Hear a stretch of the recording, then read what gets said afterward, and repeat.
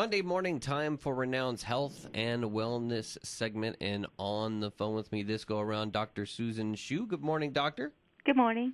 How are you doing this morning? I'm doing great. How are you? I'm doing great. Well, we're talking about Cervical Cancer Awareness Month and the Pap smear.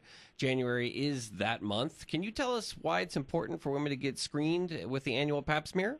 It's important for women to get screened with the annual Pap smear starting at age 21, just because what we're trying to do is prevent women from getting cervical cancer. Gotcha. What may be the consequences if a woman chooses to forgo a Pap smear? If someone chooses to forgo a Pap smear, then what can happen is that even though cervical cancer is very slow growing and so forth, by the time they get invasive cervical cancer, they can basically die from that. Whereas we do the cervical screening so that we can try to prevent anything from that occurring.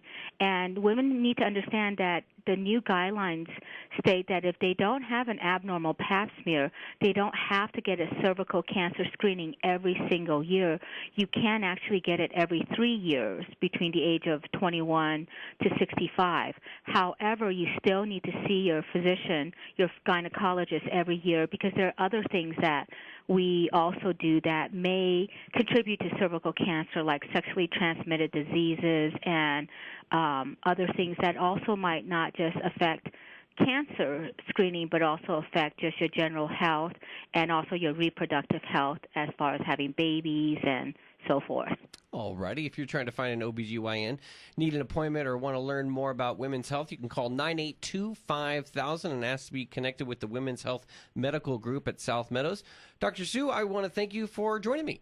Thank you.